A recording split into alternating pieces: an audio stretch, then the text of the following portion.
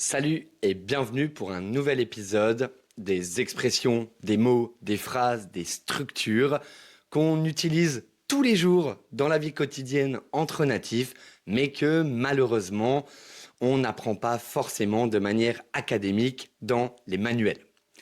Comme d'habitude, avant de commencer, eh bien écoute, si tu comprends tout ce que je dis dans mes vidéos, si ce genre de contenu t'intéresse, c'est-à-dire du contenu qui t'aide à rendre ton français plus naturel, un peu plus natif, etc., eh bien, jette un œil à mon site web parce que c'est ce que je fais tous les jours avec mes étudiants.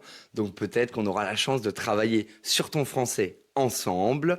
Si t'es pas abonné encore à la chaîne, je t'invite à le faire pour ne pas louper les prochaines vidéos. Tu peux déjà mettre un like si tu aimes ce genre de contenu, si tu apprends quelque chose et ça aide un petit peu la chaîne, donc n'hésite surtout pas. J'ai l'impression que j'oublie quelque chose comme d'habitude. En commentaire. Aujourd'hui, je pense que la traduction n'est pas super compliquée, mais écoute, en commentaire, dis-moi s'il y a un équivalent de l'expression d'aujourd'hui dans ta langue maternelle. Bon, déjà, t'as remarqué, je pense, que en France, on aime un petit peu dramatiser. Ok?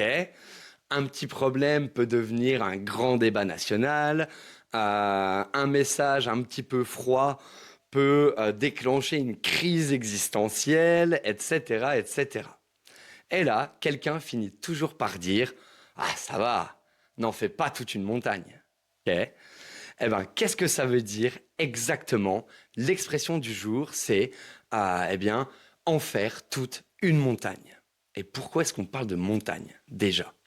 Comme d'hab, ici, je vais te parler de l'origine, je vais te donner une explication, quelques exemples pour t'aider à contextualiser cette expression et à l'utiliser au bon moment.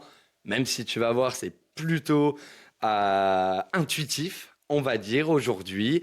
Et en dernière partie, je te donne quelques expressions similaires que tu peux aussi utiliser pour parler plus ou moins de la même chose. Tout de suite, donc, l'origine de l'expression. L'image, elle est super simple. Une montagne, c'est énorme, c'est difficile à grimper, c'est un peu inaccessible. Et quand on dit en faire toute une montagne, ça veut littéralement dire prendre quelque chose de super petit et le transformer en quelque chose d'énorme. Donc c'est une image visuelle qui est assez forte, ok? Un petit caillou, tu vas le transformer mentalement en Everest. Et ouais, les humains font ça depuis toujours. On est assez doués d'ailleurs pour dramatiser. Petite nuance importante quand même, parce que là, voilà, tu as déjà compris, je suis sûr, comment on utilise ça. On ne dit pas ça pour minimiser un vrai problème. On n'utilise pas cette expression pour minimiser un problème. Si quelqu'un a de vrais problèmes et traverse quelque chose de sérieux, on lui dit pas arrête d'en faire toute une montagne. Ok? On l'utilise pour les petites choses du quotidien, les situations où l'émotion, elle est clairement l'émotion, la réaction, elle est clairement disproportionnée par rapport à la réalité. Qu'est-ce que ça signifie donc exactement, en faire toute une montagne? Eh bien, ça veut dire exagérer un problème, dramatiser une situation, réagir de manière excessive. Ou alors donner trop d'importance à quelque chose qui n'en a pas, quelque chose de banal. C'est pas juste être inquiet, c'est vraiment amplifier la situation. Souvent, on l'utilise un petit peu pour calmer quelqu'un et on peut l'utiliser avec un petit soupir. N'en fais pas toute une montagne, c'est bon, on a compris. Quelques situations pour contextualiser tout ça. Au travail, tu envoies un email, ton collègue il répond pas pendant 3 heures. Dans ta tête, tu commences à te faire plein de films, te faire des histoires. Oh, est-ce qu'il est fâché? Est-ce que j'ai écrit quelque chose de mal? Je vais me faire virer, etc. Alors qu'en réalité, il était juste en réunion.